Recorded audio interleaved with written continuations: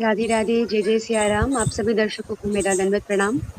आप सभी जो भी श्रवण कर रहे हैं, उन सभी के लिए एक बहुत ही विशेष आज का जो क्षण है, वह आपके समीप समुपस्थित है, क्योंकि हम प्रत्येक लाइव में यह प्रयास करते हैं कि आपके साथ कोई ना कोई संत जुड़े और अपने भाव को प्रकट करें आपके साथ, और अपने जीवन का जो अनुभव है वो आपको बताएं, आपको जीने का अनुभव बताएं।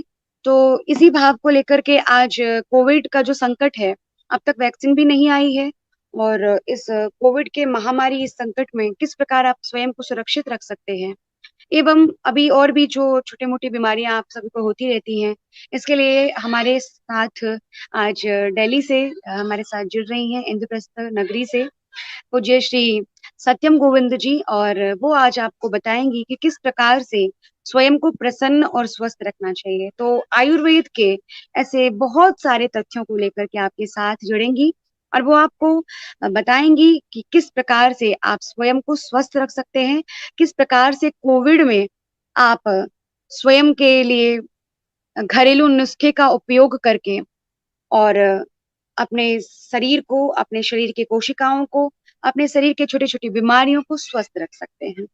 और उससे पूर्व मैं आप सभी को पुनः श्री प्रिया जी के जन्मोत्सव की, श्री राधा रानी जी के जन्मोत्सव, लाडली जी के जन्मोत्सव की बहुत बहुत बधाई, बहुत बहुत शुभकामनाएं।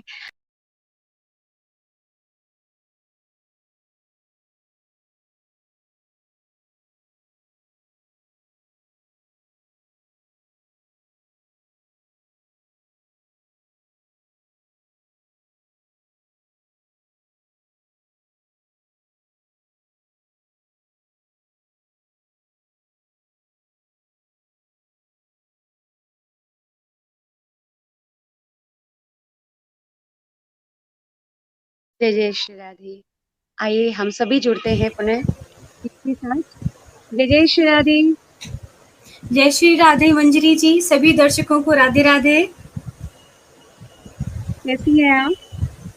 मैं अच्छी हूँ और मुझे प्रसन्नता है आपके परिवार का हिस्सा बनने का मौका मिला। आप सभी दर्शकों के सम्मुख आने का मुझे मौका मिल रहा है, इसके लिए बहुत बहुत शुक्रिया आपका। मैं भी आज बहुत प्रसन्न हूँ कि किशोर जी के जन्मोत्सव के दिवस पर आपके साथ ये साक्षात्कार हो रहा है। इस लाइव शो में बहुत आनंद आने वाला है, क्योंकि आज हम बहुत सारे तथ्यों को, बहुत सारे विषयों को लेकर आपके साथ चर्चा करने वाले हैं। और जी जी जी। आपके जो, मैंने आपसे पूछा था कि दीदी मैं आपके नीचे टैग में क्या लिखूं, तो आपने कहा था कि मुझे खुद नहीं पता कि मैं क्या क्या लिखूं, और क्योंकि आपके भीतर जो भी विशेष गुण है, उसका बखान इस छोटे से वीडियो क्लिप में तो नहीं कर पाऊंगी, और ना ही मैं पोस्टर पे कर पाई। लेकिन मैं दर्शकों को बता देना चाहूंगी कि आप एक सामाजिक कार्यकर्ता भी हैं, आप एक मोटिवेशनल स्पीकर भी हैं, स्पिरिचुअल लेक्चरर भी हैं, ठाकुर जी की पद सेवा सेविका भी हैं, श्री प्रिया प्रीतम की सुंदर सुंदर पदों का गान भी करती हैं, और आयुर्वेद जो हमारी वेद का एक विशेष महत्व है, जो हमारे वेद का एक विशेष भाग है, उसको भी प्रचार करने का आप कार्य कर रहे हैं। इस खाली समय में, लॉकडाउन में भी आपने बहुत कुछ लोगों को सिखाया है, बहुत कुछ लोगों को समझाया है। तो गोविंद जी, दीदी, आप आयुर्वेद जी के साथ साथ आयुर्वेद पर संवाद, जो इंट्रोडक्शन मैंने आपको दिया, आपके विषय में लोगों को दिया है, यह लोग भी सुनेंगे, जो हमारी आज की बेटियां हैं वो भी देखेंगी, उनको भी सीखने का अवसर मिलेगा कि हमारी बेटियों में क्या क्या गुण होते हैं, हमारी बेटियां कितनी प्रतिभाशाली होती हैं।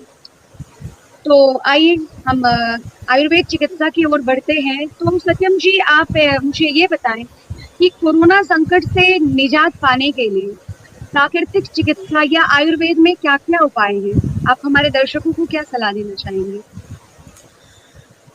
इस महामारी के समय जो है, सबसे बड़ी सलाह ये है कि अपने स्वास्थ्य का वो ध्यान रखें, अपना इम्यूनिटी सिस्टम दुरुस्त रखें, वॉक करते रहें, योग अभ्यास करें, प्राणायाम करें, और बाहर का खाने से जो है, जंक फूड खाने से बचें, और आयुर्वेद वाली जो है पद्धति, आयुर्वेद चिकित्सा पद्धति, प्राकृतिक चिकित्सा पद्धति वो अपनाएं, जिससे कि वह स्वस्थ रह सके।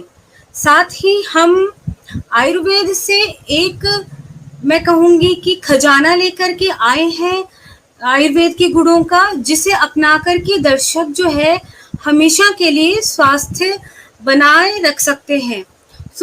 एक काढ़ा है आयुर्वेद से रिलेटेड, जो कि आप घर में ही उपस्थित जो है आपके सामग्री उससे वो बना सकते हैं।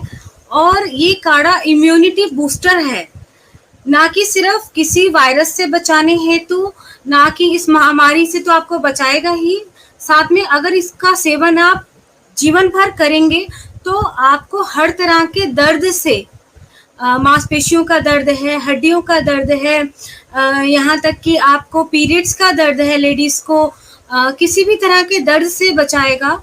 तो वो काढ़ा बनाने का बहुत सरल उपाय है कि आपको प्रति व्यक्ति 3 हरसिंगार के पत्तों को लेना है, 3 पीपल के पत्तों को लेना है और 2 इंची का आपको गिलोय का डंडी लेना है। और इन तीनों सामग्री को 1 कप पानी में उबाल करके जब वो पानी आधा रह जाए तो गुनगुने पानी का सेवन करना है, जिससे कि आप हर तरह के जो है वायरस से बचाव होगा। साथ ही ये बीपी, शुगर और थायराइड पेशेंट्स के लिए भी फायदेमंद है ये काढ़ा अपनाएं और इस महामारी के समय में खुद को स्वस्थ रखें।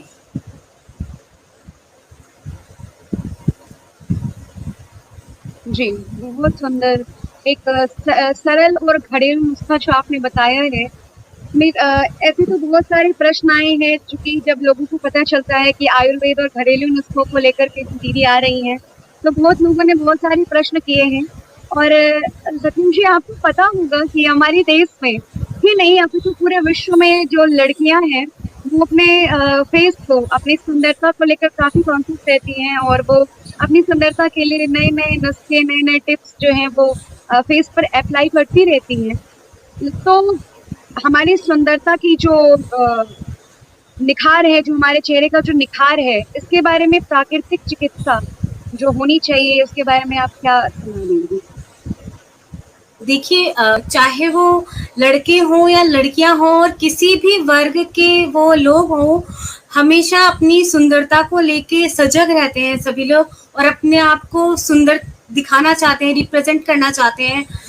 मगर आपने एक चीज नोट की होगी मंजरी जी, कि मार्केट में जो ब्रांड उपलब्ध हैं, चाहे वो फेस पैक हो, चाहे वो सोप हो, चाहे वो किसी तरह की क्रीम्स हो, वो देसी ना हो करके सभी ज्यादातर ब्रांडेड हैं, विदेशी कंपनियां हैं। और अगर हमारे नौजवान उसे इस्तेमाल करने से पहले पढ़ेंगे एक बार, तो आप पाएंगे उन क्रीम पर, उन ब्रांड्स पर IPP लिखा हुआ है, जिसका साफ क्लियर मतलब है कि इंडस्ट्रियल पेट्रोलियम प्रोडक्ट। सीधे तौर पर वो पेट्रोल को प्यूरिफाई करके उन प्रोडक्ट्स में मिला रही हैं कंपनियां, और जो थोड़े समय के लिए बेशक आपके चेहरे की रौनक बढ़ा देता है, आपको गोरा दिखा देता है, आपकी सुंदरता में निखार कर देता है और आपकी ऊपर की त्वचा को वो उतार करके अंदर की त्वचा जो है वो बाहर लाता है। लेकिन कुछ समय बाद आप पाएंगे कि आपकी जो त्वचा है वो पूरी तरह से डेड हो रही है, आपके चेहरे की रौनक जा रही है और कालापन, झाइयां आना शुरू हो गया है, क्योंकि उसमें मिला हुआ है IPP प्रोडक्ट, जो कि साफ तौर पर कहना चाहूंगी कि कारण है कैंसर का, स्किन कैंसर का कारण है ये प्रोडक्ट और टिश्यू कैंसर के कारण है। कृपया करके इन प्रोडक्ट्स को यूज ना करके, अगर आप प्राकृतिक चिकित्सा या आयुर्वेद का सहारा लेते हैं, तो आप अपनी त्वचा को, अपने स्वास्थ्य को जीवन भर खूबसूरत बनाए रख सकते हैं, गोरा बनाए रख सकते हैं, मुलायम बनाए रख सकते हैं। तो कुछ टिप्स मैं अपने दर्शकों को बताना चाहूंगी कि क्या घरेलू नुस्खे अपना करके वो जो है इन ब्रांडेड प्रोडक्ट्स से जो है छुटकारा पा सकते हैं। तो सबसे पहले आप कोई भी जो मौसमी फल हैं, मौसम के जो भी फल हैं, संतरा है, कीनू है, चीकू है और पपीता और केला सर्वदा उपलब्ध रहते हैं पूरे साल और सस्ते भी हैं। तो आपको थोड़े से वो फ्रूट्स लेकर के अपने चेहरे को पैक बना के लगाना है, उससे आपकी त्वचा हमेशा निखरी निखरी रहेगी और खास मौकों के लिए आपको जो है वो ब्यूटी पार्लर जाने की ज़रूरत नहीं पड़ेगी। दूसरी बात है, आप जब भी स्नान के लिए जाएँ, तो अपने स्नान के पानी में एक नींबू निचोड़ लें, जिससे कि आपकी बॉडी के डेड सेल हैं, जो मरे हुए टिश्यू हैं, वो हमेशा के लिए निकलते रहेंगे। साथ ही आपकी जो त्वचा है, वो निरंतर पूरे शरीर की त्वचा सांस लेती रहेगी। तीसरा, आप साबुन का इस्तेमाल करने से बेहतर है आप बेसन का उपयोग करें, आप चोखर का उपयोग करें, आप दूध और ब्रेड का उपयोग कर सकते हैं। आप जो है वो सत्तू और मलाई का इस्तेमाल कर सकते हैं। तो इस तरह के घरेलू नुस्खे जो हैं, घरेलू जो उपाय हैं, वो अपना करके आप अपनी त्वचा को हमेशा जवान बनाए रख सकते हैं और रोगों से भी मुक्ति पा सकते हैं हमेशा के लिए। और अपने फेस को लेकर के जवान लोग हमेशा कॉन्शियस रहते हैं, तो 2-3 छोटी-छोटी एक्सरसाइज मैं बताना चाहूँगी कि वो इस्तेमाल करके, वो एक्सरसाइज करके आप अपने चेहरे को फेस कट दे सकते हैं और त्वचा को टाइट बना सकते हैं। सबसे पहले आप मुंह खोल करके, बंद करके इस तरह से 2-3 मिनट के लिए ये वाली एक्सरसाइज करें रोजाना। दूसरी एक्सरसाइज है लेफ्ट टू राइट, अपने चेहरे को घुमा करके इसका प्रयास करना है, इस एक्सरसाइज को करना है। तीसरा,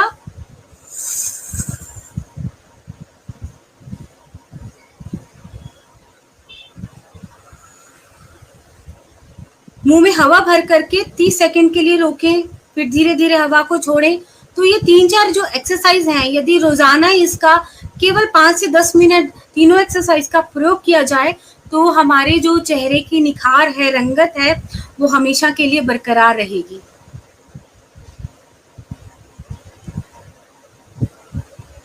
जी, जी। बहुत सुंदर जो आपने हमारे इस बॉडी के लिए, हमारे फेस के लिए जो एक्सरसाइज बताए हैं, यह लोगों को, ये तो लोग कभी भी किसी भी अवस्था में कर सकते हैं। इसके लिए उनको कोई आसन और योगासन बनाने की ज़रूरत नहीं है। और जो छोटे-मोटे बिल्कुल, टिप्स बिल्कुल। हैं वो तो घर में सबके अवेलेबल होता है और वो स्वयं को स्वस्थ भी रख सकते हैं। आप देख रही हैं दीदी, जो अभी का जो दौर है, अभी का जो माहौल है, इसमें आजकल के जो युवा हैं, युवतियाँ हैं, वो छोटी-छोटी बातों से भी डिप्रेशन में आ जाते हैं, छोटी-छोटी बातों से भी तनावग्रस्त हो रहे हैं। वह स्वयं की लाइफ़स्टाइल को काफ़ी चेंज कर रहे हैं। हर इंसान, हर व्यक्ति आज जो अभी जो स्थिति है, और भी लोगों के पास घर में बैठे-बैठे लोग डिप्रेशन में जा रहे हैं, तनाव का अनुभव कर रहे हैं। और इसका परिणाम है कि हमारे जीवन पर, हमारे रहन-सहन पर भी ये बहुत बुरा प्रभाव डाल रहा है। हमारी जो स्थिति है वो काफ़ी विपरीत दिशा की ओर जा रही है, हम नकारात्मकता की ओर बढ़ रहे हैं। तो बिल्कुल। इस स्थिति में तनाव से बचने के लिए, डिप्रेशन से बचने के लिए आप क्या सुझाव देती हैं? हम ऐसा कौन-सा योग करें, हम या फिर कोई ऐसी कौन-सी दवाई लें?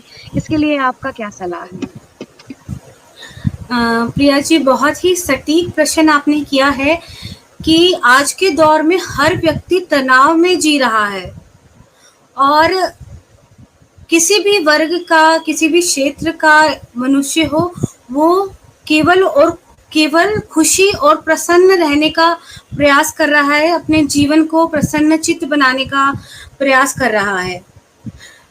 किंतु मैं कहूँगी कि अगर आप मनोचिकित्सक से या किसी वैज्ञानिक से पूछें कि तनाव से बाहर निकलने की क्या स्थिति है, किस प्रकार से हम अपने जीवन को खुशहाल बना सकेंगे, तो आपको केवल एक ही जवाब आएगा कि आप दोस्तों के साथ बाहर जाएं, अपनी फैमिली के साथ टाइम स्पेंड करें, माँ-बाप को समय दें, आप पेट्स के साथ रहें, आप गाने सुनें, फन करें, एन्जॉय करें, मूवी देखने जाएं, घूमने जाएं, अपने आप को बिज़ी रखें। जो कि जैसे कि मैं देखती हूँ सभी तरह के डॉक्टर्स और वैज्ञानिक ये सलाहें दे रहे हैं, अच्छी बात है। मुझसे भी पूछा जाता तो शायद मैं कुछ समय पहले तक यही जवाब देती अपने दर्शकों को। लेकिन गहन विचार करने के बाद इस परिस्थिति के ऊपर कि मैक्सिमम लोग आज तनाव की स्थिति में जी रहे हैं, तो मेरे अंतर्मन से ये जवाब निकल कर आया कि आज के समय में हर व्यक्ति को अकेले रहने की कला सीखना बहुत जरूरी है। एकमात्र यही साधन है तनाव की स्थिति से बाहर आने का, क्योंकि हर व्यक्ति, हर मनुष्य, उसने अपने आप को इतना ज्यादा घेर लिया है, बिजी कर लिया है अपने परिवार से, अपने दोस्तों से, वस्तुओं से, विचारों से। हम एक तरह से डिपेंडेंट हो गए हैं, पूरी तरह से घिर गए हैं। दिमाग में हमेशा कोई ना कोई मस्तिष्क में विचार चलते रहते हैं, या तो वो पास्ट टेंस के हैं कि हमारे साथ जो बीत चुका है, या वो फ्यूचर टेंस के हैं कि क्या होगा, क्या आने वाला कल होगा, हमारे परिवार का क्या होगा। ये चिंता खाई जा रही है, ये दोस्त हमसे बिछड़ गया, मेरी प्रॉपर्टी यदि चली गई, मैं पैसे ना कमा सका, अच्छी नौकरी ना मिल सकी, मेरे बॉयफ्रेंड ने किसी और से शादी कर ली, मेरी गर्लफ्रेंड को कुछ हो गया। इस तरह के बेकार के, मैं कहूंगी कचरा दिमाग सवाल जो हैं, जवाब हमारे दिमाग में घूमते रहते हैं, और जिसका कोई मूल्य नहीं है। और आधी से ज्यादा बातें तो जो हम सोचते हैं वो होती ही नहीं है। तो इस तरह से हम उन विचारों पर, उन लोगों पर इतना ज्यादा डिपेंडेंट हो गए हैं कि हम अकेले रहने के बारे में विचार ही नहीं कर सकते। हम अकेले रह के मनन चिंतन ही नहीं करते। ईश्वर ने हमें अकेले भेजा है, अकेले ही ऊपर जाना है, ईश्वर के पास वापस जाना है। केवल वही परम मित्र है हमारा। अगर हम इस स्थिति पर गहन विचार करें, चिंतन करें और अकेले रहने की कला सीख लें ध्यान द्वारा, योग द्वारा, तो ये तनाव हमारा कुछ भी नहीं बिगाड़ सकता। और मैं आपको एक बात बताऊं प्रिया जी, कि बहुत आसान है इस तनाव की स्थिति से निकलना। एक बार डर जरूर लगेगा, आंखों के आगे अंधेरा भी छा जाएगा, मगर ईश्वर को साक्षी मानते हुए, ईश्वर को अपना परम मित्र मानते हुए, हमें केवल और केवल यम, नियम, प्राणायाम, योग साधना, प्रत्याहार, ध्यान धारणा, समाधि के मार्ग पर अगर हम चलना शुरू करें, तो ये जो मोह माया का पर्दा हमारे ऊपर चढ़ा हुआ है, जिससे हम इतना ज्यादा डरते हैं, लोगों से बिछड़ने से, अपनी नौकरी छूट जाने से, प्रॉपर्टी खो जाने से, परिवार से दूर हो जाने से, इस मोह माया के बंधन से हम छूट जाएंगे और डरना हमारा जो है वो बिल्कुल खत्म हो जाएगा। और वो जब डर चला जाएगा तो तनाव अपने आप चला जाएगा, और हम ये इस बात पर विश्वास कर पाएंगे कि जिस प्रभु ने हमें जन्म दिया है, जिस ईश्वर ने हमारी पालना की है, जिसने हमें इस धरती पे भेजा है, कि कल भी वो हमारी पालना कर रहा था और आगे भी वो हमारी पालना करता रहेगा। इस बात का हम अगर ध्यान करें तो हम हर तरह के डर से मुक्त हो सकते हैं। और इसी को लेकर के 2 लाइनें मेरे मन में आ रही हैं, जो कि मैं दर्शकों के साथ साझा करना चाहूंगी। 2 भजन की लाइनें। ओ पालनहारे निर्गुण उन्यारे,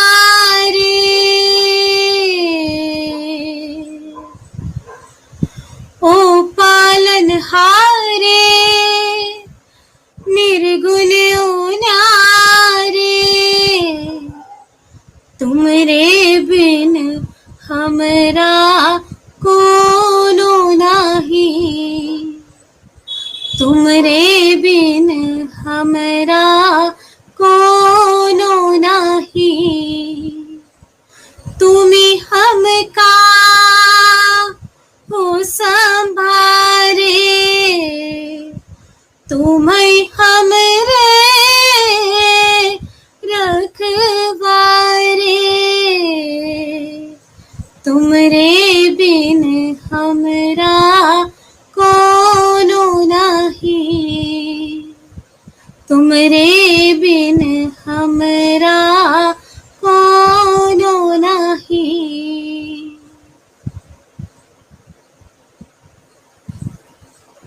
बहुत सुंदर, आनंद आनंद आ गया आज तो। और अभी का जो वर्तमान स्थिति है, उसमें ईश्वर पर ही प्रत्येक जीव को आश्रित ही रहना चाहिए। उनकी जो लीला है, हमें उन पर भरोसा रखना चाहिए, क्योंकि जो हम बदलने का प्रयास करते हैं वो नहीं बदलने वाला जब तक कि भगवान नहीं चाहेंगे। और मैं तो कहती हूँ हमारे जीवन में जो कुछ भी हो रहा है, पहले जब मैं 1-2 साल पहले की बात बता रही हूँ, मेरे जीवन में बहुत सारी ऐसी घटनाएं घटित हुई, तो मैं भगवान से पूछती थी कि क्यों, ऐसा क्यों मेरे साथ, क्यों भगवान। लेकिन अब मैं भगवान से बस इतना कहती हूँ, मंदिर भी अगर दिवाले में प्रणाम किया चाहे कुछ भी, तो बस इतना कहती हूँ, जो हो रहा है अच्छा हो रहा है, आप जो कर रहे हो अच्छा कर रहे हो, मुझे कोई फर्क नहीं पड़ता, मुझे कुछ नहीं मांगना, क्योंकि मैं मांगूंगी भी तो आप दोगे नहीं। बिल्कुल, और बिल्कुल, बिल्कुल। क्योंकि मांगूंगी भी तो नहीं दोगे, क्योंकि मैंने उतना किया ही नहीं होगा जो आप मुझे वो वस्तु दोगे। और अगर देना होगा तो बिना मांगे या भी। वो समय ही नहीं जी आया है, ये कह सकते हैं। जी बिल्कुल जी आपकी और मेरी परिस्थिति एक जैसी है, क्योंकि मैंने भी ईश्वर से मांगना छोड़ दिया। मुझे लगता है कि जो वो कर रहे हैं वो हमारी भलाई के लिए ही कर रहे हैं। इस स्थिति में उन्होंने ही जी हमें डाला है। जी जी, बहुत जी, सही जी। बात है। और अभी जो वर्तमान स्थिति है इसमें महिलाएं भी इसमें ज्यादा प्रेषित हो रही हैं, बहुत ज्यादा प्रभावित हो रही हैं। खैर मैं फिर से आयुर्वेद की ओर आऊंगी, आपने अध्यात्म में मुझे जोड़ा, और मैं फिर अध्यात्म से आयुर्वेद में फिर ले चलती हूँ दर्शकों को। और जो हमारी वर्तमान स्थिति है या फिर पहले से भी जो हमारे देश का जो एक शैली है, जो हमारे देश की जो एक कल्चर जिसको बना दी गई है महिलाओं के लिए, कि महिलाएं अपने कार्य में इतना ज्यादा व्यस्त रहती है, इतना ज्यादा वो अपने कार्य में स्वयं को तल्लीन रखती हैं कि उनको स्वयं के लिए समय नहीं मिलता। उनको क्या करना चाहिए, उनको कैसे रहना चाहिए, उनको क्यों करना चाहिए। तो वो महिलाएं जो है वो पैदा होते ही लड़कियां दूसरों के लिए ही जीना आरंभ कर देती हैं। कभी माँ बाप के लिए, कभी भाई के लिए, कभी दोस्त के लिए, कभी टीचर के लिए, कभी पति के लिए, कभी बच्चों के लिए, कभी बिल्कुल। संबंधी नाते रिश्तेदार के लिए। तो महिलाओं के पास समय नहीं है स्वयं के लिए सोचने के लिए। वो घर के काम में इतना ज्यादा बिजी है कि वो स्वयं का ख्याल भी नहीं रख सकती। तो चलते फिरते में वो अपना ख्याल कैसे रखे, वो स्वयं को किस प्रकार से स्वस्थ रखे, इसके लिए आप क्या कहेंगे? बिल्कुल, बिल्कुल, आपने बिल्कुल सही बात की, क्योंकि आज के दौर में महिलाएँ मल्टी टैलेंटेड हैं। वो अपना टैलेंट दुनिया के सामने लाना चाहती हैं, और इसी करके कि वो घर की ज़िम्मेदारी भी निभा रही हैं और साथ ही वो ऑफ़िसेज़ में काम कर रही हैं, अपना बिज़नेस सँभाल रही हैं, अपने पति की बिज़नेस में सहायता कर रही हैं, बच्चों को देख रही हैं, उनकी पढ़ाई-लिखाई देख रही हैं, अपने सास-ससुर को सँभाल रही हैं, अपने घर को सँभाल रही हैं। और इसी के चलते वो इतना एक्स्ट्रा काम कर रही हैं, अपनी एनर्जी दे रही हैं कि अपनी हेल्थ को सँभालने के लिए उनके पास समय ही नहीं बचता है। तो इसी करके मैंने इस स्थिति पर विचार किया और महिलाओं के लिए एक समय सारिणी चक्र बनाया है, जिसमें महिलाओं को पूरे दिन में अपने लिए 30 मिनट या 1 घंटा भी नहीं निकालना है। वो केवल प्रतिदिन हर घंटे 3-3 मिनट निकाल करके अपने स्वास्थ्य का ख्याल रख सकती हैं चलते-फिरते। और ये जो सारिणी बनाई गई है, ये ऑफिस जाने वाली महिलाएं और घरेलू महिलाएं दोनों ही अडॉप्ट कर सकती हैं। इसे अपना करके अपने स्वास्थ्य का ख्याल रख सकती हैं। तो ये दिनचर्या इस प्रकार से उनको निभानी है कि अक्सर ही परिवार में महिलाएं अपने परिवार में सबसे पहले सुबह सवेरे उठ जाती हैं, क्योंकि उनको बच्चों को स्कूल भेजना है, लंच तैयार करना है, लंच बॉक्स तैयार करना है, ऑफिस भेजना है हस्बैंड को। तो यदि महिला 6 बजे उठती है तो उनको सबसे पहले 6 बजे उठ करके अपने लिए केवल 3 मिनट निकालने हैं और सांस भरते हुए नाड़ी तान का अभ्यास करना है। सांस भरते हुए खड़े होकर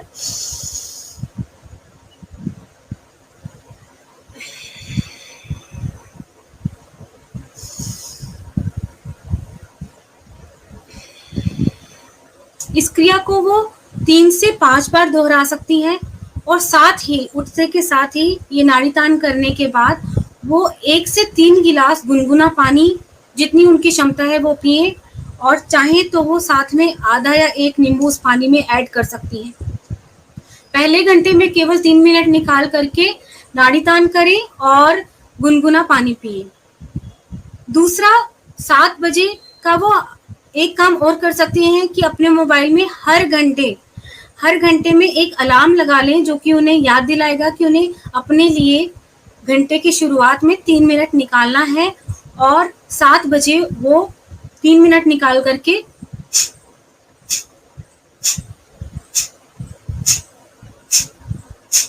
कपालभाति की क्रिया करनी है। पहले दोनों नासिकाओं से और फिर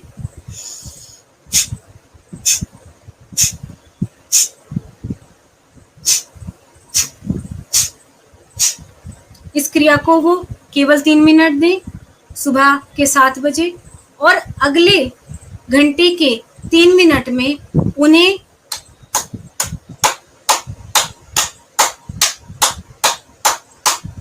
ताली बजाना है, जो कि वो अपने समस्त जो हाथों के द्वारा, हथेलियों के द्वारा सारे ऑर्गन्स को, शरीर के सारी नसों को वो एक्टिव कर सकती हैं, उनको सक्रिय कर सकती हैं, एनर्जेटिक रह सकती हैं। इस प्रकार हमने एक सारणी बनाई है कि उनके 12 घंटे में वो 3-3 मिनट निकाल करके किस प्रकार अपने आप को हेल्दी रख सकती हैं।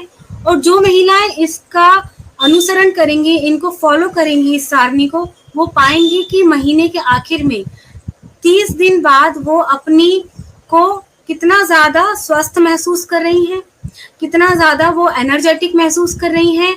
और यदि कोई महिला 40 वर्ष की है तो वो अपने आप को 30 वर्ष का महसूस करने लगेंगी। तो ये कुछ चीज़ें मैं आपको बता रही हूँ कि आप नोट कर सकते हैं कि दिन में 12 घंटे में 3-3 मिनट निकाल करके आपको क्या क्या जो है योग क्रियाएं और प्राणायाम करना है। आप नाड़ी तान करें, गर्म पानी पिए, कपालभाति करें, अनुलोम विलोम करें, आप ताली बजाएं, ओम मंत्र का जाप करें, कंधे व हाथों की हल्की फुल्की एक्सरसाइज करें, गर्दन की एक्सरसाइज करें, फेस की एक्सरसाइज करें। आप टाइम निकाल करके थोड़ा सा वॉक करें, चलें, और पैरों की एक्सरसाइज करें। खाली पेट, जब खाली पेट है महिलाएं, तो गीले टॉवल को अपने पेट पर रखें 3 से 10 मिनट के लिए। ऐसा करने से वो पेट की बढ़ी हुई चर्बी, अतिरिक्त चर्बी कम कर सकती हैं। एसिडिटी की प्रॉब्लम, कब्ज की प्रॉब्लम, बीपी शुगर की प्रॉब्लम, इवन के थायराइड की प्रॉब्लम से भी निजात पाएंगी दिन में 10 मिनट के लिए गीला टॉवल अपने पेट पर रखने से, खाली पेट। वज्रासन में बैठना सीखें। दिन में शवासन या गहरी निद्रा का वो अभ्यास करें। खड़े खड़े जॉगिंग करना, रसोई में सब्जी बन रही है तो 3 मिनट के लिए खड़े खड़े जॉगिंग करें। यहाँ से दुकान तक जा रही हैं, किसी सहेली के घर जा रही हैं, तो थोड़ा ब्रिस्क वॉक करके जाएं, थोड़ा तेजी से चल के जाएं। साथ ही हरश्रृंगार, पीपल, सुदर्शन, गिलोय, हरड़, नीम, इस तरह के जो आयुर्वेदिक प्लांट हैं जो आपके घर में आसानी से उपलब्ध हैं, आसपास लगे हुए हैं या आसानी से गमलों में लगाए जा सकते हैं, वो लगाएं। और दिनचर्या में इन पौधों के काढ़े को शामिल करें। दिन में एक बार इनमें से किसी एक का काढ़ा बनाकर पिएं, अपने परिवार को पिलाएं, तो वो देखेंगी कि वो जो है आपका डॉक्टर के पास जाने का संपर्क हमेशा के लिए टूट गया है और जीवन भर के लिए आप स्वास्थ्य को अपना सकती हैं, केवल ये कुछ नियम अपना करके, ये कुछ काढ़े अपना करके। सभी को मेरी शुभकामनाएं हैं, ये समय सारणी जरूर अपनाएं।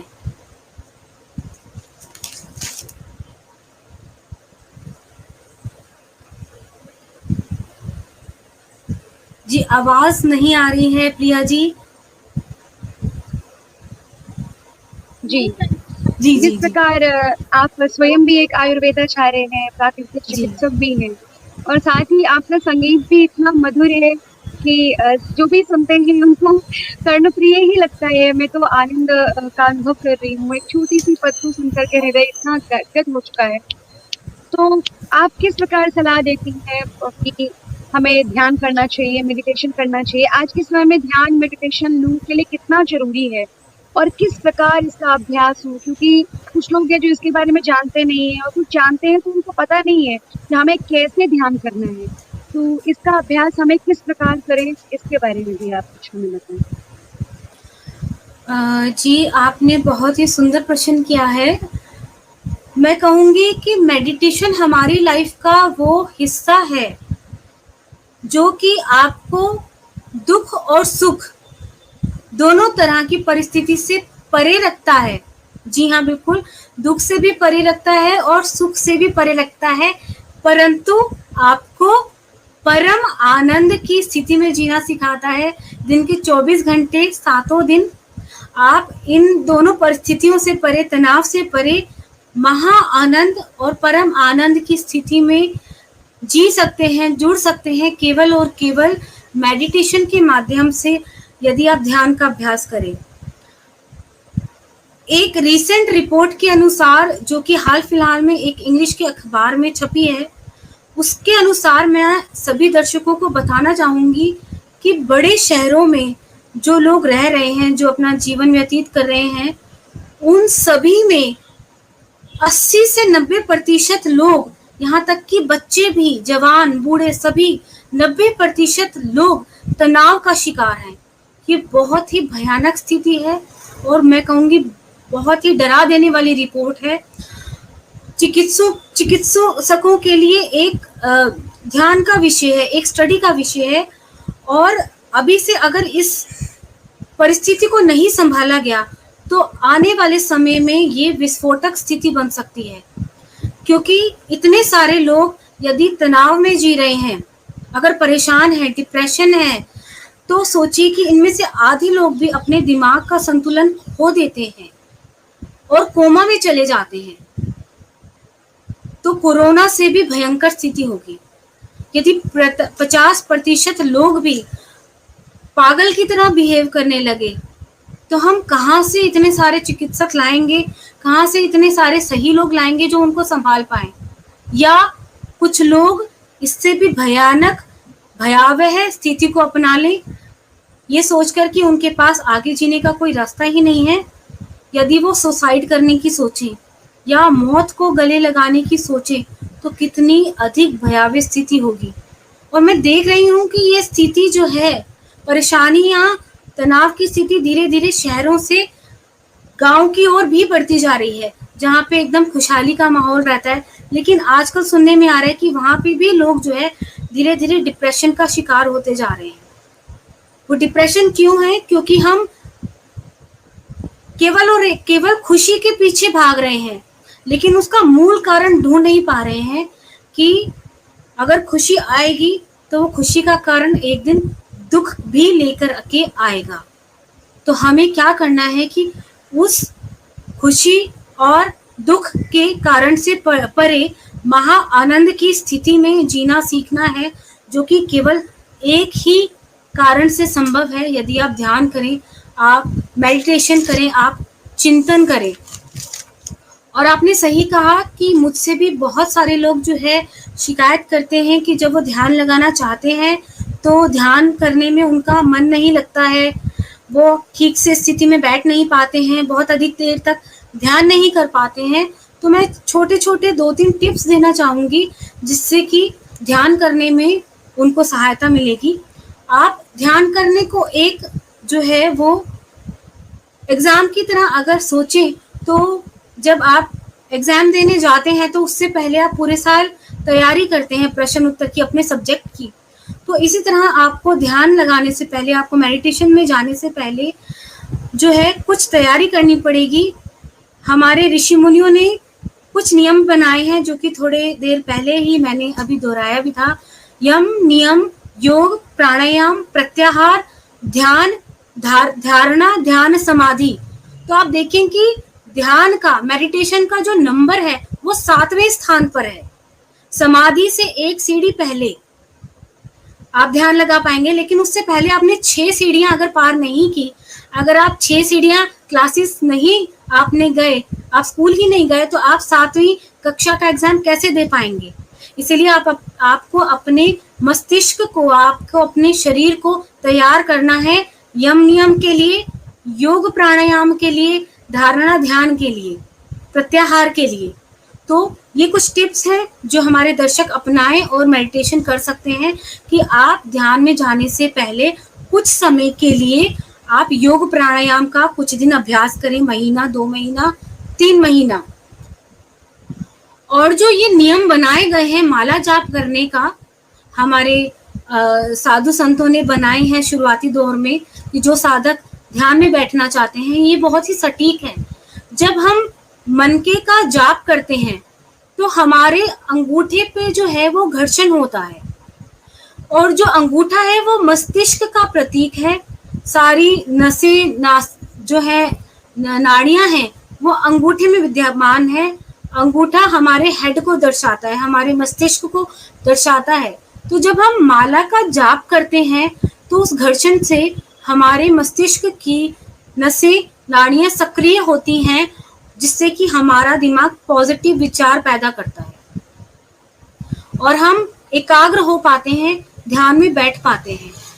जब भी आप ध्यान करने बैठे और मनके का जाप करें, मैंने देखा है कुछ लोग जब मनके का जाप करते हैं तो ओम नमः शिवाय, ओम नमः शिवाय, ओम नमः शिवाय, जय माता की इस प्रकार से जाप करते हैं। तो उनके लिए एक सलाह है कि वो इतनी जल्दी जल्दी जाप ना करके आप एक एक मन का जाप करें और मंत्रों का उच्चारण गा करके करें, संगीत द्वारा। किस तरह से? ओम नमो भगवते वासुदेवाय,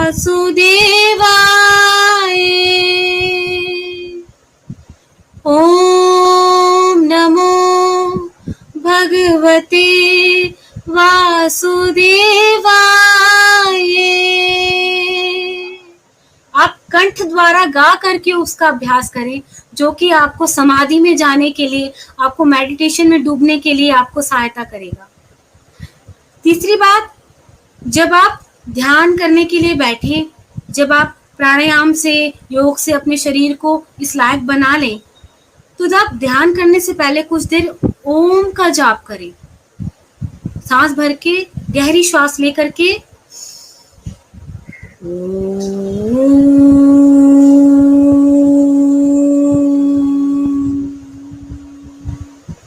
दस से 15 मिनट ओम का जाप करें और साथ ही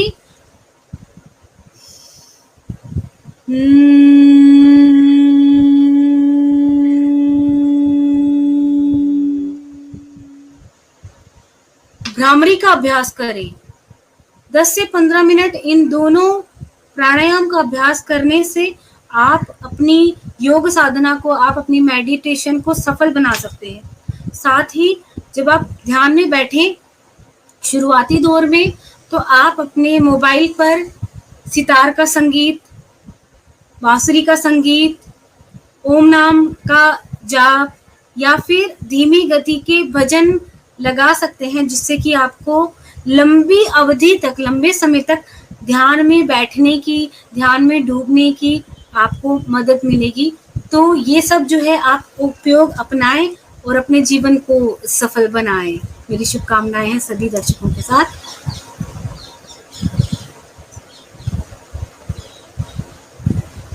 जैसा कि सब लोग अपने अपने घर में पौधे लगाते हैं, जैसे एलोवेरा है और गिलोय है, तुलसी है, अश्वगंधा है, आदि आदि। तो हम ये छोटे छोटे पौधे जो है अपने अपने घर में भी लगा लेते हैं, बालकनी में भी हमारे पास जगह होती है, हम वहाँ पे लगा देते हैं। तो ऐसी और भी कौन कौन सी जड़ी बूटियां हैं जिन्हें लगाना चाहिए, जो हम लगा सकते हैं, इसके बारे में भी आप कुछ बताइए। बहुत ही सुंदर प्रश्न है मंजरी जी। आपने सही कहा कि हमारे दर्शक बहुत ही जागरूक हो गए हैं आज के समय में। वो गिलोय के बारे में जानते हैं, वो तुलसी के बारे में जानते हैं। इस तरह के बहुत सारे आयुर्वेदिक प्लांट हैं जो दर्शकों ने अपने घर में लगाए हुए हैं, और कुछ और प्लांट्स हैं जिनके बारे में मैं बताना चाहूंगी, जो सर्वदा उपलब्ध हैं और आसानी से घर में, इवन गमले में भी लगाए जा सकते हैं। तो सबसे पहले एक सुदर्शन नाम का एक पौधा है, जिसकी लंबी लंबी पत्तियां होती हैं और सफेद रंग का फूल आता है। अगर आप गूगल पे सर्च करेंगे जिन पौधों के बारे में बता रही हूँ, तो आप देखेंगे कि आपके घर के पास इजीली पार्क में या घर के बाहर लगे हुए हैं कहीं ना कहीं, तो आप भी उनका उपयोग कर सकते हैं। सुदर्शन जो पौधा है, यदि उसकी एक पत्ती को उबाल करके पिया जाए तो किसी भी प्रकार का पुराने से पुराना बुखार, यहाँ तक कि डेंगू में, चिकनगुनिया में जो हमें तीव्र बुखार के शिकार हो जाते हैं, उस तरह का बुखार भी वो मिटाने में सहायता करता है, अगर यदि उसका काढ़ा पिया जाए। और दूसरा, यदि उस पत्ती के रस को कान में डाला जाए तो वो पुराने से पुराना दर्द और साथ में कीड़े को कान के जो कीड़ा है उसको बाहर निकालने में सहायक होता है। तो सुदर्शन एक पौधा है जो इजीली हर जगह अवेलेबल है, सभी लोग उसको अपने घर में लगा सकते हैं। दूसरा, नागर मोथा एक पौधा है जिसे जड़ की जरूरत नहीं है, आप टहनी के साथ ही टहनी निकाल करके भी उसको अपने गमले में छोटे से पॉट में लगा सकते हैं। नागर पौधा सहायक है यदि किसी पेशेंट को पुरानी से पुरानी कब्ज की शिकायत है, कॉन्स्टिपेशन की, तो वो रोजाना 3 से 4 पत्तियां चबाना शुरू करें, कुछ ही दिनों में उनकी कब्ज की शिकायत दूर हो जाएगी। यदि किसी महिला को श्वेत प्रदर है, किसी को सफेद पानी निकलता है, महिलाओं को अक्सर ही प्रॉब्लम हो जाती है, या किसी महिला को अनियमित महामारी आती है, महामारी चक्र किसी का सही नहीं है, या महामारी में अधिक रक्तस्राव होता है, अधिक खून निकलता है, उन दिनों में अधिक ब्लीडिंग होती है, तो महिलाएं 4 पत्ते रोजाना सुबह शाम इस पौधे का सेवन करना शुरू करें। आप देखेंगे कि जब अगली महामारी आएगी तो आपका जो वो चक्र है वो ठीक होना शुरू हो गया है। साथ ही किसी पेशेंट को यदि पाइल्स की समस्या है, बवासीर की समस्या है, तो पेशेंट रोजाना सुबह शाम इसके पत्तों को चबाएं और कुछ ही दिनों में वो पाइल्स की समस्या से भी निजात पा लेंगे। और इस पत्तों के रस को वो पाइल्स पर जो प्रॉब्लम है, जहाँ दाने हैं रेक्टम पर, वहां पर उसके रस को लगा भी सकते हैं, जिससे कि और जल्दी आराम आएगा। तो ये एक पौधा है जिसमें से जिसकी पत्तियों को अगर तोड़ें, जिसकी डंडी को अगर तोड़ें तो उसमें से दूध जैसा निकलता है, ये इसकी पहचान है। हरे रंग का, डार्क हरे रंग का ये पौधा होता है छोटी छोटी पत्तियों के साथ, तो इजिली घर में कहीं भी लगाया जा सकता है। तीसरा पौधा है हरश्रृंगार का प्लांट, जिसे मैं कहूंगी कि हर घर में होना बहुत ही ज्यादा अनिवार्य है, क्योंकि 30 वर्ष के बाद हर वर्ग के लोगों को और खासकर महिलाओं को जो है शरीर में थकावट की, लेजीनेस की शिकायत रहने लगती है। 30-35 के बाद जो है हड्डियां कमजोर होने लगती है, कैल्शियम की कमी होने लगती है। बुजुर्गों को तो अक्सर ही एक एज में 50-60 की उम्र में मांसपेशियों के दर्द की शिकायत, हड्डियों के, जोड़ों के दर्द की शिकायत, और यहाँ तक कि जो लेडीज को महामारी में होने वाला जो दर्द है, पेट में दर्द उठता है, पीठ में दर्द उठता है, यदि इस पौधे के पत्तों के काढ़े को पिया जाए तो दुनिया के हर दर्द को ये पौधा जो है मिटा देता है।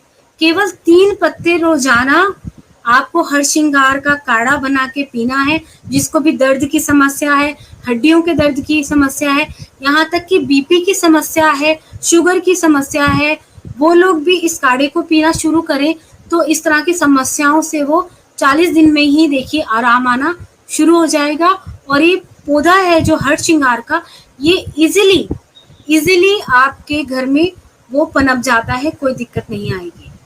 एक और आखिरी पौधे के बारे में बताना चाहूंगी, जिसके बारे में हम सभी जानते भी हैं, किंतु उसको हम जो है स्पिरिचुअल माध्यम से हम उसकी पूजा करते हैं, और जिसे कि पौधों का, जिसे कि पेड़ों का राजा कहा गया है। मैं बात कर रही हूँ पीपल देव की। देखिए मंजरी जी, हमने संजीवनी के पौधे को तो कभी देखा नहीं है, किसी ने देखा नहीं है, किसी ने संजीवनी के प्लांट्स को यूज नहीं किया है। केवल श्री राम ने भगवान लक्ष्मण को जो है जीवित करने के लिए उस पौधे का इस्तेमाल किया था। लेकिन मैं कहना चाहूंगी कि पीपल अपने आप में किसी भी संजीवनी से कम नहीं है। पीपल अपने आप में संजीवनी बूटी है, जो कि 50, 100, 1000 सभी तरह की बीमारियों को आपके जीवन से भगाता है। और पीपल के बारे में कहा जाता है कि एक पीपल का पत्ता यदि रोज चबाया जाए तो वो आपको जीवन भर डॉक्टर के क्लिनिक से दूर रखता है, जीवन भर आपको स्वस्थ रखता है। तो सोचिए कि हमें हमेशा के लिए संजीवनी बूटी मिल गई है और आसानी से उपलब्ध है। जहां तहां पीपल के पौधे दीवार में, घर के आंगन में अपने आप ही स्वतः ही उग जाते हैं। ये प्रकृति माँ का वरदान है हमारे ऊपर, क्यों ना उसका लाभ लिया जाए, क्यों ना पूजा करने के साथ साथ उसको एज ए जड़ी बूटी इस्तेमाल किया जाए। मैं बताना चाहूंगी कि कैंसर की दवाई में टीबी की दवाई में, यहाँ तक कि कोरोनिल दवा जो कि बाबा रामदेव जी ने बनाई है, उस दवाई में आयुष विभाग ने जो काढ़ा बनाया है, उस क्वाथ में, उस काढ़े में, यहाँ तक कि एलोपैथी की जितनी भी दवाइयां बनती हैं उस सभी में पीपल का प्रयोग होता है। तो क्यों हम उन एलोपैथिक दवाइयों पे जाएं, क्यों ना अपने आयुर्वेद को अपनाएं और हमेशा के लिए स्वास्थ्य लाभ उठाएं।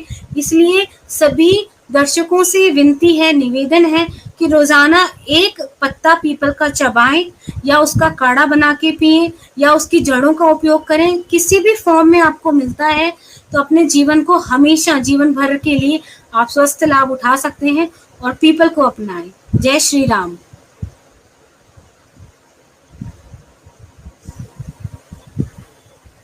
जी, बहुत सुंदर जो प्राकृतिक उपचार आपको बताई गई है लोगों को। और दीदी, जैसा कि हम सब लोग जानते हैं,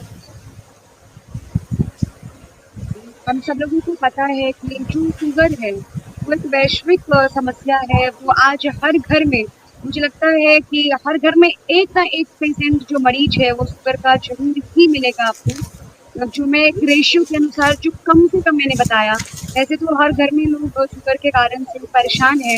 ये एक वैश्विक महामारी है, जैसे कोविड है वैसे ये भी है। तो इसका रोकथाम हो, इससे हम लोग बचे, इससे नियंत्रण हो, क्योंकि एक बार जिसको हो जाए तो उसको फिर लाइफ टाइम मेडिसिन लेनी पड़ती है, फिर बहुत सारे उपचार कराने पड़ते हैं। तो बहुत सारे जो खाने हैं उनको हम पे रोक लगाना पड़ता है, चावल नहीं खाओ, आलू नहीं खाओ, मीठा नहीं खाओ, ये मत करो। तो इन सब से बचने के लिए हम सब कुछ खा सके, अपना जो डेली का जो जीवन है वो स्वस्थ रूप से बिता सके बिना डिप्रेशन के। क्योंकि जब लोगों को पता होता है कि मैं शुगर का पेशेंट हूँ तो मेंटली भी लोग काफी अरेस्ट हो जाते हैं, अरे मैं शुगर का पेशेंट हूँ। तो इसके रोकथाम के लिए आयुर्वेद में या प्राकृतिक चिकित्सा में क्या उपाय? आपने कोविड महामारी का नाम लिया, उसके लिए मैं दो प्रार्थना करना चाहूंगी। हम अंधेरे में है, रोशनी दे, खो न दे खुद को ही दुश्मनी में। हम अंधेरे में है, रोशनी दे, खो न दे खुद को ही दुश्मनी में। हम सजा पाए अपने किए की, मौत भी हो तो सहले खुशी से। कल जो गुजरा है फिर से न गुजरे, आने वाला वो कल ऐसा होना। हम चले नेक रास्ते पे, हमसे भूल कर भी कोई भूल हो ना। हम चले नेक रास्ते पे, हमसे भूल कर भी कोई भूल हो ना। आपने सही कहा कि शुगर की जो बीमारी है, हर घर में हर व्यक्ति, हर दूसरा व्यक्ति, तीसरा व्यक्ति, यहाँ तक कि मैं देखती हूँ कि छोटे छोटे बच्चे भी, यहाँ तक नवजात शिशु भी है, उनको टाइप 2 शुगर ने घेर लिया है। तो ये एक बहुत ही भयंकर स्थिति है। और इस जानकारी को देते हुए मुझे बहुत दुख हो रहा है कि आने वाले समय में हमारा देश, हमारा भारतवर्ष दुनिया में नंबर 1 पर आने वाला है, जिसमें सबसे अधिक शुगर के पेशेंट होंगे। आने वाले 10 सालों में सबसे अधिक शुगर के पेशेंट हिंदुस्तान में होंगे, जिसका की फायदा उठाने वाली है बड़ी बड़ी एलोपैथिक कंपनियां। मगर केवल 40 दिन के उपाय के साथ और कुछ आयुर्वेदिक नियम अपना करके, प्राकृतिक चिकित्सा पद्धति को अपना करके हम केवल 40 दिन में ही इस भयंकर बीमारी की रोकथाम कर सकते हैं। जिसके बारे में बहुत सारे लोगों को पता नहीं है, या जानबूझकर उनको इस जानकारी से दूर रखा जाता है कि एलोपैथिक कंपनियों को इसका फायदा पहुंचे। लेकिन आज मैं जागरूक कर रही हूँ दर्शकों को कि प्राकृतिक चिकित्सा प्रणाली अपनाएं, आयुर्वेद अपनाएं और हमेशा के लिए इस बीमारी से दूर रहें और दूसरों को भी सजग करें, दूसरों को भी ठीक करें। तो सबसे पहले कुछ आसान उपाय। रोगी को अपनी हाइजीन पर सबसे ज़्यादा ध्यान देना है। जो शुगर पेशेंट हैं, जो डायबिटिक पेशेंट हैं, अपने हाइजीन का ध्यान रखें और जब भी वो वॉशरूम जाएं, जब भी यूरिन पास करें, जब भी टॉयलेट जाएं, तो अपने प्राइवेट अंगों को बार बार पानी से धोएं और दिन में 1 बार 2 बार अपने प्राइवेट निजी जो अंग हैं उनको वो फिटकरी वाले पानी से धोएं, जिससे कि हाइजीन मेंटेन हो सके। वहां से कोई जो है कोई बीमारी, कोई एलर्जी जो है वो ज़्यादा घर ना कर पाए, क्योंकि शुगर पेशेंट्स को ज़रा सा भी कुछ कट लग जाता है, कोई इस तरह का वायरस पकड़ लेता है तो उसको दूर करने में काफ़ी समय लग जाता है। तो हाइजीन को मेंटेन करना बहुत अधिक आवश्यक है। 20 से 30 मिनट रोज़ाना शुगर पेशेंट वॉक करें, चलना बहुत ज़रूरी है उनके लिए। खून का संचार, खून की गति होना शरीर में बहुत आवश्यक है, इसलिए वो चलने पर ज़रूर ध्यान दें। खासकर रात के डिनर के बाद, दोपहर के खाने के बाद 15 से 20 मिनट निकालकर अवश्य वॉक करें। करी पत्ता, सदाबहार के फूल और मेथी दाना का सेवन करें। इन चीज़ों को अपनी दिनचर्या में, अपने जीवन में, अपने खाने में शामिल करें। दिन में 1 गिलास नींबू पानी बिना नमक और बिना चीनी के सेवन करना शुरू करें। बहुत ही खास चीज़ बता रही हूँ थायराइड पेशेंट के लिए और शुगर पेशेंट के लिए। केवल नींबू पानी से ही आपकी 50% जो डायबिटीज़ की प्रॉब्लम है वो दूर होना शुरू हो जाएगी। और यदि इसे दिन में 2 बार लेते हैं, खाली पेट लेते हैं, तो और भी ज़्यादा अच्छा है। ध्यान रखिए जो मैं कह रही हूँ कि 1 गिलास नींबू पानी बिना नमक और बिना चीनी के अवश्य लें।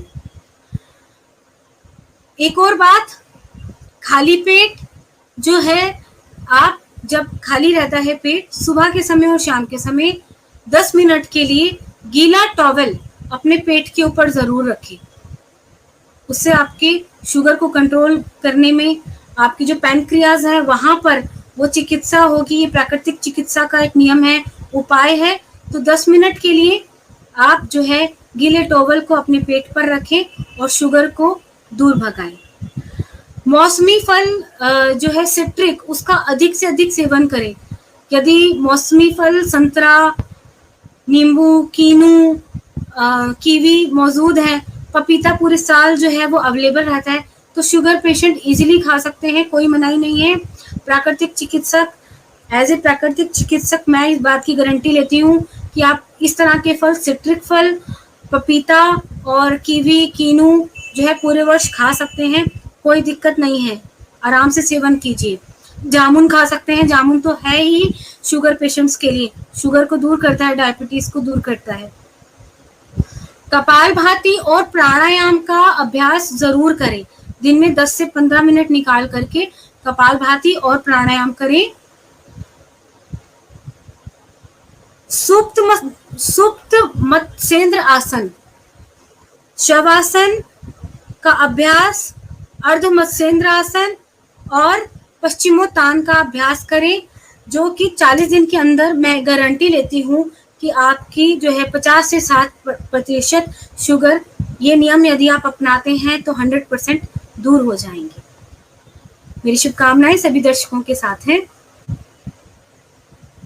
जी, बहुत सुंदर। आपको पता है दीदी कि जो अभी जो माहौल है, इसमें सब लोग कहीं न कहीं रोग से जर्जरित हैं और इस लाइव शो को लाइव के समय या लाइव के बाद वृद्ध लोग भी देखते हैं, हर वर्ग के लोग देखते हैं और सबका आशीर्वाद इस शो के साथ बना रहता है। तो बुढ़ापे में प्रायः देखा जाता है कि जर्जर अवस्था जो है आने के बाद, बुढ़ापा आने के बाद रोग का घर इस शरीर को मानने लगते हैं लोग। तो इस जर्जर अवस्था में रूप के जो घर है, जो हमारा शरीर जिसको रोग का घर लोग कहने लग जाते हैं, तो बुढ़ापे में भी हम स्वस्थ रहे, बुढ़ापे में भी हमारा शरीर स्वस्थ रहे, इसके लिए वृद्ध वर्गों के लिए आपका क्या सलाह है? मंजरी जी, ये एक ऐसी अवस्था है कि 50-60 वर्ष की उम्र में जब इंसान वृद्धावस्था में पहुंचने लगता है, जब शुरुआत हो जाती है, और कई बार ऐसी स्थिति होती है कि बहुत सारी बीमारियां एक साथ घर करने लगती हैं। तो इस आयु में, इस अवस्था में इंसान खुद से ही निराश होने लगता है और चिड़चिड़ापन घर कर जाता है। इंसान को कुछ अच्छा नहीं लगता है और कई बार इतनी ज़्यादा नेगेटिविटी भर जाती है वृद्धावस्था में कि वो केवल भगवान को याद करते हुए ये कहता है कि हे परमात्मा, हे ईश्वर, हमें अपने पास बुला ले, हम और जीना नहीं चाहते। मैंने अपनी आंखों से ऐसे बहुत सारे केसेस देखे हैं, सामने देखती हूँ, और उनको मैं यही सलाह देती हूँ सभी जो पेशेंट्स हैं कि जब इस तरह की अवस्था आने लगे, जब आप वृद्धावस्था में प्रवेश करते हैं, तो तभी से ही अपना ख्याल रखना शुरू कर दें कि पूरी जिंदगी पैसा कमाते कमाते यदि आपने अपने स्वास्थ्य का ध्यान नहीं रख पाए हैं, तो कम से कम केवल इस अवस्था में ही आप हल्के फुल्के प्राणायाम, आसन की शुरुआत करें। आप जो है वो पार्क में टहलना शुरू करें। आप रोजाना जो यदि कोई आप प्राणायाम या किसी तरह का आसन वॉक नहीं कर पा रहे हैं, तो शारीरिक मसाज में कहूंगी, जो पंचकर्मा में, प्राकृतिक चिकित्सा में अलग अलग तरह की मसाज उपलब्ध हैं। वृद्धावस्था में रामबाण का कार्य करती है। जो पेशेंट्स अधिक योग प्राणायाम के उपाय नहीं कर पाते हैं, उनको हफ्ते में 2 बार यदि वो मसाज का सहारा लेते हैं, तो उनका स्वास्थ्य, उनका जो ब्लड सुचारू रूप से कार्य करता रहता है। तो वो मसाज का उपाय अपना सकते हैं। साथ ही जो वृद्धा अवस्था में हैं, वो पेशेंट यदि कर पाए तो हल्के फुल्के प्राणायाम, हल्के फुल्के आसन, षट क्रियाएं, पंचकर्मा, प्राकृतिक चिकित्सा का उपयोग जरूर करें, उनकी सहायता जरूर लें। जितना हो सके, जितना सह सके उतना धूप का सेवन, हम उसे धूप स्नान का नाम देते हैं, तो आप दिन में 20 मिनट 30 मिनट इस अवस्था में धूप स्नान अवश्य लें। एक बात और, अपने खान पान का अधिक ध्यान रखें। एकदम हेल्दी, हल्का फुल्का और सुपाच्य भोजन लें। फ्रूट्स अधिक खाएं, जूसेस लें, सूप लें, खिचड़ी दलिया, हल्का भोजन करें। रात को तो भोजन एकदम छोड़ दें 50-55 की उम्र के बाद। और आप जो है, अगर आपको भूख है तो आप साबूदाने की खीर खा सकते हैं, आप चावल की खीर खा सकते हैं, आप 1 गिलास गर्म दूध पी सकते हैं, आप सूप ले सकते हैं। किंतु अनाज और रात के समय फ्रूट्स खाना छोड़ दें तो आपकी सेहत के लिए बहुत अच्छा रहेगा। और साथ ही जो इस उम्र में एक्यूप्रेशर है, एक्यूपंक्चर है, ये पद्धतियां वृद्धावस्था में बहुत अधिक लाभदायक हैं उनको स्वस्थ रखने में, ऐसे पेशेंट्स को। तो एक्यूप्रेशर का आप सहारा लें, एक्यूपंक्चर की मदद लें, ये आपको स्वस्थ रहने में सहायक होंगी। क्योंकि इस अवस्था में बहुत ज़्यादा नेगेटिविटी बढ़ जाती है इंसान में और बीमारियां घर कर जाती हैं। तो सभी इस उम्र के, इस वर्ग के लोगों के लिए मेरी सलाह है कि आप भजन कीर्तन, आप सत्संग, आप संतों के प्रवचन जरूर सुनते रहें, जहां भी मौका मिले वहां जाएं। ये सब सहायक है आपके दिमाग से नेगेटिविटी को हटाने के लिए, नकारात्मकता को दूर भगाने के लिए। तो आप भजन कीर्तन, ईश वंदना का सहारा जरूर लें, जो कि आपको परमात्मा के धाम तक पहुंचाने में हर वक्त मदद करेगा। और दूसरी बात है कि आप यदि छोटे बच्चे हैं घर में, तो बड़ों को ये ख्याल रखना है, युवा वर्ग को, जवान लोगों को ख्याल रखना है कि बुजुर्ग और छोटे बच्चे आपस में एक साथ समय जरूर व्यतीत करें, जिससे कि छोटे बच्चों को अच्छे संस्कार लेने में मदद मिलती है और बुजुर्ग वर्ग जो है हमारे, वो उनका मन प्रसन्न रहता है, उनका मन लगा रहता है, उनको नेगेटिविटी घर नहीं कर पाती, वो अपने विचार, अपने संस्कार छोटे बच्चों के साथ बांटते हैं, उनको अच्छी बातें सिखाते हैं, उनको ईश्वर के साथ जोड़ते हैं। तो छोटे बच्चों और वृद्धावस्था का मिलन बहुत अधिक आवश्यक है। तो जब भी मौका मिले तो आप दोनों का संगम मिलन जरूर करवाएं।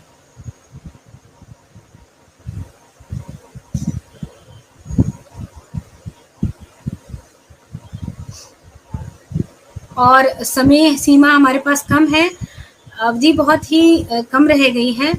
जाते जाते मैं भजन की 2 लाइनें गुनगुनाना चाहूंगी, हमारे ठाकुर जी को अर्पित है, क्योंकि कोई भी इस समय कोई सभी इस समय और भी है जो आप अपने स्क्रीन पे देख पा रही हैं। हेयर ग्रोथ के लिए क्या करना चाहिए, आजकल ये भी बहुत बड़ी समस्या है।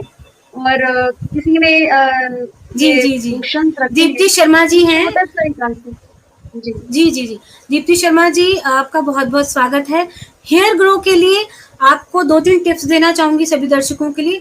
जब भी आप कॉम्ब करें तो बालों को पीछे से आगे की तरफ ला करके, सारे बाल आगे करके आप अपने हाथों से या कॉम्ब की सहायता से पीछे से आगे कॉम्ब करना शुरू करें, जिससे कि आपके जो सर में खून का संचार है वो सही तरह से हो सके, नए हेयर ग्रो कर सके। दूसरी बात है, आप जो है ये जो बाजारी शैम्पू जो हम यूज करते हैं, मैं नाम नहीं लेना चाहूंगी, वो शैम्पू का उपयोग कम करके वैदिक जो शैम्पू है मार्केट में, आप उनका इस्तेमाल करें। दूसरा, आप अपने बालों के लिए एलोवेरा पैक, यानी कि एलोवेरा का जेल बना करके, ताजे एलोवेरा का जेल बना करके उसका पैक आप सर पे लगाएं। आप मुल्तानी मिट्टी लगाएं। साथ ही आप जो है बीच बीच में मेहंदी का उपयोग कर सकती हैं बजाय कि डाई का उपयोग करने के। तो इस तरह के घरेलू उपयोग अपना करके आप हेयर ग्रो कर सकते हैं और उन्हें टूटने से बचा सकते हैं। जी, और प्रश्न तो बहुत सारे हैं, क्योंकि जब आगे से आयुर्वेद और प्राकृतिक चिकित्सक मिल जाए तो लोगों के सवाल बहुत सारे मन में होते हैं। मोटापा, थायराइड आदि बहुत सारे क्वेश्चन है लोगों के मन में। एक ने तो मुझे पर्सनली मैसेज किया कि मैं बहुत खाती हूँ लेकिन मैं मोटी नहीं हो रही, मुझे मोटी होने का टिप्स दीजिए। कुछ लोग ऐसे हैं कहते हैं मैं बिल्कुल नहीं खाती फिर भी मैं दुबली नहीं हो रही, मैं मोटी बहुत हो रही हूँ, उसके टिप्स दीजिए। उनके लिए उन दोनों के लिए बस एक ही मैं उपाय बताना चाहूंगी। योग एक ऐसी साधना है, योग और प्राणायाम ऐसी साधना है जो आपके शरीर को बैलेंस में लाती है। मोटे लोगों को जो है जितना उनकी हाइट के हिसाब से उनका वेट होना चाहिए उसको कंट्रोल में लाती है, और पतले लोगों के लिए भी जितना उनकी हाइट के अकॉर्डिंगली उनका वेट होना चाहिए। तो योग और प्राणायाम की साधना करें, और यदि कहीं कोई प्राकृतिक चिकित्सा केंद्र है आसपास तो वहां जाके अनीमा लें, मिट्टी चिकित्सा लें, जल चिकित्सा लें, और यदि नहीं है तो घर बैठे ही योग और प्राणायाम की साधना करें। जी, एक छोटा सा सवाल और है, जैसे आजकल थायराइड के पेशेंट बहुत सारे हो गए हैं, कुछ को दुबले होने वाली थायराइड हो गई है जो काफी खाना खाते हैं फिर भी मोटे नहीं हो पा रहे, कुछ को मोटे होने वाली थायराइड है। तो इसके बारे में आपका क्या सुझाव है? इसके लिए, क्योंकि ये बहुत तीव्रता से फैल रहा है, तो घर में है ये भी, तो ये क्यों होता है और इसके नियंत्रण के लिए हमें क्या करना चाहिए? थायराइड पेशेंट जो है वो सिंह गर्जना का अभ्यास करें।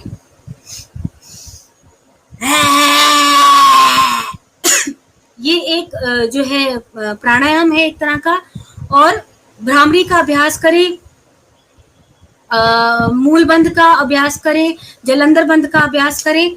साथ ही रोजाना बादाम रोगन से या किसी अच्छे तेल से, वो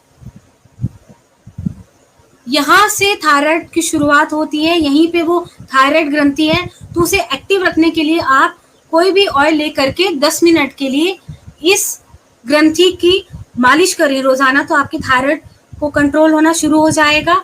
और साथ ही जो जमीन में उगी हुई चीजें हैं, जैसे कि शकरकंद है, आलू है, चावल है, और भी चीजें जो राजमा है, चने हैं, जो आप सब जानकारी रखते हैं, वो चीजें कुछ दिनों के लिए छोड़ दें। सफेद रंग की चीजें छोड़ दें जो कि थायराइड को कंट्रोल करने में सहायक करेंगी।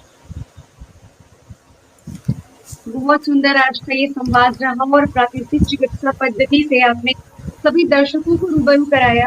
और आज बहुत ही मंगल दिवस रहा आपके साथ। जो मेरा एक अनुभव रहा वो बहुत ही सराहनीय है और बहुत कुछ आपसे सीखने को मिला। आफ्टर इस लाइव के बाद भी मैं बहुत कुछ आपसे सीखूंगी और पुनः मैं आग्रह करूंगी आप फिर एक दिन लाइव आए और बहुत सारे जो प्रश्न है दर्शकों के उसको भी आप फिर से उस संवाद के रूप में साझा करें। एक अभी हमने सुना है अल्टरनेटिव चिकित्सा, इसके बारे में आजकल बहुत जोर शोर से यत्र तत्र बातें की जाती हैं। ये चिकित्सा जो है इसके विषय में, चूंकि मैंने इसको अभी ही सुना है और आपसे भी सुना है, तो ये कौन सी चिकित्सा है, क्या इसके बारे में भी जानकारी दें। मंजरी जी, अल्टरनेटिव चिकित्सा प्राकृतिक चिकित्सा का ही एक भाग है। जिस तरह से कि प्रकृति माँ है, वही प्राकृतिक चिकित्सा है। आयुर्वेद भी प्राकृतिक चिकित्सा का एक अंग है। तो अल्टरनेटिव चिकित्सा वो होती है जब हमें पेशेंट्स को किसी चिकित्सक के पास ले जाने का समय नहीं है, हम या चिकित्सक के पास ले जाने का इंतजार कर रहे हैं, या हमारे पास किसी प्रकार की चिकित्सा उस समय अवेलेबल नहीं है, तो हम वैकल्पिक चिकित्सा का, अल्टरनेटिव चिकित्सा का जो है सहारा लेते हैं। जैसे कि सुजोग हो गया, जैसे कि कलर थेरेपी हो गई। जब किसी पेशेंट्स को मान लीजिए गुस्सा बहुत आता है, तो हम किसी खास अंग पर हरे रंग का मार्क कर करके उसको जो है वो शांत करते हैं। या कोई जो पेशेंट है उनको गुस्सा बहुत आता है, तो हम अंगुलियों पर लाल रंग लगा करके उनकी एनर्जी लेवल को बढ़ाते हैं। उसी प्रकार से यदि किसी पेशेंट के पेट में दर्द है या किसी के गले में दर्द है, तो हम उसका गला तो नहीं दबाएंगे। गला ना दबा करके हम वहां पे मैग्नेटिक बांध देते हैं। हमारी हथेलियों में सभी ऑर्गन्स के पार्ट अवेलेबल रहते हैं, तो हम वहां पर मैग्नेटिक बांध करके उस ऑर्गन का, उस दर्द का इलाज करते हैं। तो ये एक्यूप्रेशर, एक्यूपंक्चर, सुजोग, कलर थेरेपी, इस तरह की जो अन्य विद्याएं हैं, ये ऑल्टरनेटिव थेरेपी कहलाती हैं, जिसकी हम सहायता लेते हैं। जी, बहुत समय। और मैं आपको कहूँ कि समय की जो छाननी है, जो समय का सीमा है, इसमें बातें तो बहुत सारी करनी होती है, लेकिन इस सीमा के अंतर्गत मैं अपने सवाल और आपके जवाब की जो यह आज की जो एक धारा रही है, आज मैं इसको यही विराम दूंगी और सभी दर्शकों को बताना चाहूंगी, आज राधाष्टमी है और जन्माष्टमी तो पूरे विश्व में मनाया जाता है धूमधाम से। राधाष्टमी के विषय में लोग थोड़ा कम कॉन्सेप्ट रहते हैं, तो आप सभी दर्शकों को राधाष्टमी की बहुत बहुत बधाई।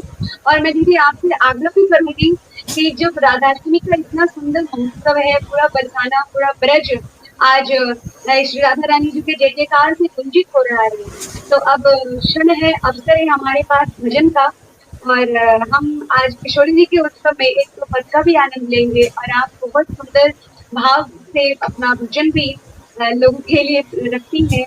और भजन वह है जो स्वयं को शांति प्रदान करे, स्वयं को जी करके गाया जाए, और आप किसी भी भजन को जीते हैं, वो गाते हैं। तो मैं आग्रह करूंगी कि आज हमारे प्रिया प्रीतम के लिए भी आप एक। मंजरी जी, मैंने कल रात को भी आपको ये बात कही थी कि मुझे आप में राधा रानी की और कृष्ण की दोनों की छवि दिखाई देती है। आप मेरी छोटी बहन है, तो कोई भी जो है इस समय दर्शक राधा रानी के दर्शन के लिए नहीं जा पा रहे हैं, आंखों से अश्रु बह रहे हैं, तो मैं राधा रानी के चरणों में 2 पद कहना चाहूंगी। मुझे पल पल हो, मुझे पल पल, मुझे पल पल आवे याद, श्री जी तेरा बरसाना। हो मुझे पल पल आवे याद, श्री जी तेरा बरसाना। हो मेरे बस में नहीं हालात, है मुश्किल बतलाना। मुझे पल पल आवे याद श्री जी तेरा बरसाना, ओ मुझे पल पल आवे याद श्री जी तेरा बरसाना। बोली राधा रानी की जय। जय जय बरसाने वाली की जय हो। आज का जो यह दिव्य पावन महोत्सव रहा, इससे मैं क्या कहूँ, लोग लॉकडाउन में घर बैठ करके इसका आनंद ले रहे हैं। और प्रिया प्रीतम की ओर से सभी दर्शकों को राधाष्टमी की पुनः शुभकामनाएं, बधाई। और दीदी आप आज हमारे लाइव शो में जुड़े, यह दर्शकों का तो सौभाग्य था, ये मेरा भी परम भाग्य रहा कि आपके साथ जुड़ने का अवसर मिला। और ये लॉकडाउन में आप जैसे संतों का दर्शन, आप लोगों का दर्शन सहज हो रहा है, आजकल ऑनलाइन का सिस्टम है, लेकिन फिर भी बहुत लोग तो समय ही नहीं देना चाहते। मैंने अभी फेसबुक पे भी पोस्ट किया कि जो दिन रात फेसबुक पे लगे रहते हैं, ऑनलाइन रहते हैं, उनसे भी पूछा तो कहते हैं भाई हम तो साधना में लगे हैं। लेकिन साधना से निकल करके भी कुछ लोग आए, संवाद रखे, संवाद को प्रेषित करें। जो दो संतों का एक संवाद होता है, जो दो सखियों का संवाद होता है, वह हृदय का संवाद होता है, दिल से दिल तक का एक संवाद होता है। आज का ये संवाद हमारा भी कुछ ऐसा ही रहा। और बहुत बहुत धन्यवाद आपका कि आप मेरी अग्रजा हैं। मेरा तो अधिकार है, मैं आपको जब कहूँ आप अवश्य ही आएंगे, ऐसी मेरी आशा है। बिल्कुल बिल्कुल। और पुनः भी आप मुझे अवसर देंगे और पुनः आप फिर हमारे साथ फिर एक बार अवश्य समय दीजिएगा। अगले मास में मैं पुनः आपसे एक बार और आग्रह करूंगी और फिर से बहुत सारे प्रश्नों का, बहुत सारे जिज्ञासाओं का संवाद आप तथ्यों के रूप में लेकर जरूर आइएगा, ऐसे मेरी आपसे आग्रह है। अब आप दर्शकों के लिए भी दो शब्द कह दें। दर्शकों के लिए मेरी यही शुभकामनाएं हैं, मनोकामनाएं हैं कि अधिक से अधिक आप आयुर्वेद को अपनाएं, प्राकृतिक चिकित्सा प्रणाली को अपनाएं और हमेशा स्वस्थ रहें। बजाय कि मैं एक बात कहना चाहूँगी कि अधिक दवाइयों का उपयोग भी अधिक बीमारियों को न्योता देता है, तो आप एक संतुलित जीवन शैली अपनाएं और प्राकृतिक चिकित्सा प्रणाली अपना करके अपना स्वास्थ्य बनाए रखें। जय श्री राधे। जय श्री राधे। बोले श्री राधा रमण लाल की जय, श्री राधा रानी सरकार की जय। इसी के साथ आज का संवाद यही विश्राम लेता है। पुनः हम अगले लाइव में पुनः आप सभी दर्शकों का दर्शन करेंगे और मैं आप लोगों के उनसे फिर देवी से आग्रह करूंगी और फिर आपके जिज्ञासाओं का समाधान आपके साथ पुनः साझा करेंगे। इसी के साथ आज का संवाद यही अपने विश्रामावस्था की ओर है। जय जय श्री राधे।